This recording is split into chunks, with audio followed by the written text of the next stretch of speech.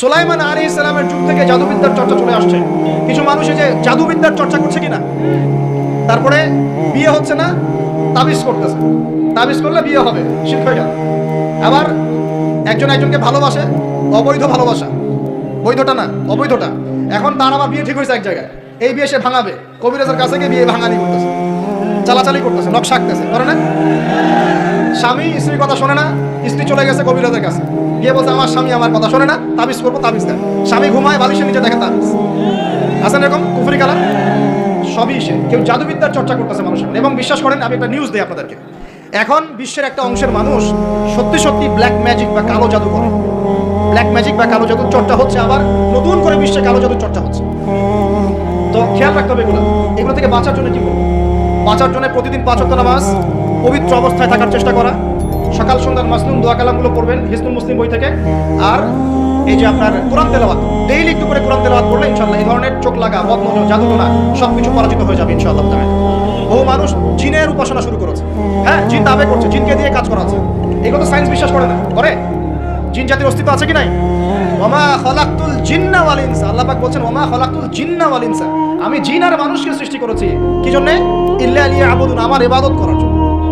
আমাদের সবার সাথেই একটা করে শয়তান জিন আছে, আছে না নাই? আছে। বাথরুমে যান না, বাথরুমে যাওয়ার সময় কি দোয়া পড়েন? আল্লাহুম্মা ইন্নী আউযু বিকা মিনাল খুবসি ওয়াল খুবসি আর খাবাইস, মানে কি? খুবসি আর খাবাইস মানে কি? দুষ্ট, নোংরা জিন, শয়তান। তো সুলাইমান আলাইহিস সালামের যুগ থেকে জাদুবিদ্যার চর্চা চলে আসছে। এবং আমাদের নবী মুহাম্মদ সাল্লাল্লাহু আলাইহি ওয়াসাল্লামকেও কিন্তু জাদু করা হয়েছিল, জানেন না? আমাদের নবী সাল্লাল্লাহু আলাইহি ওয়াসাল্লামের মাথার চুল মোবারককে নিয়ে জাদু করেছিল এক মহিলা, ঠিক আছে? এই জাদুর অস্তিত্ব ছিল একটা কূপের নিচে। আলী রাদিয়াল্লাহু আনহু গিয়ে সেটাকে খুঁজে বের করেন, রাসূল সাল্লাল্লাহু আলাইহি ওয়াসাল্লামের সামনে ওটা ধ্বংস করে দেওয়া হয়। এরপরে এই সময় নাজিল হয় কুল আউযু বিরাব্বিল ফালাক মিন শাররি মা খালাক ওয়া মিন শাররি গাসিকিন ইযা ওয়াকাব ওয়া মিন শাররি নাফাসাতি ফিল উকাদ। এটা হচ্ছে জাদুর আয়াত। ওয়া মিন শাররি নাফাসাতি ফিল উকাদ ওয়া মিন শাররি হাসিদিন ইযা হাসাদ। এবার নাজিল হয় কুল আউযু বিরাব্বিন নাস মালিকিন নাস ইলাহিন নাস মিন শাররিল ওয়াসওয়াসিল খান্নাস আল্লাযী ইউওয়াসওয়িসু ফি সুদুরিন নাস মিনাল জিন্নাতি ওয়ান নাস। এই সূরা দুটো নাজিল হয় এই ঘটনার প্রেক্ষিতে। আমরা তো শানে নজুল অনেকে জানি না।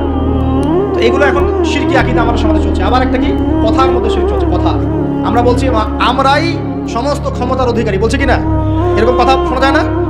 আর তাবারাকাল্লাযী বিয়াদিহিল মুলক মানে কি? বরকতময় সেই সত্তা যার হাতে সমস্ত ক্ষমতা, রাজত্ব। তাবারাকাল্লাযী বিয়াদিহিল মুলক, তিনি বরকতময় সত্তা যার হাতে সমস্ত ক্ষমতা। আমরা বলি লা হাওলা ওয়ালা কুওয়াতা ইল্লা বিল্লাহ, কোনো শক্তি সামর্থ্য নাই কে ছাড়া? আল্লাহ ছাড়া। আর আমরা এদিকে বলছি সমস্ত ক্ষমতা আমাদের হাতে। এটা কি শিরক হচ্ছে না?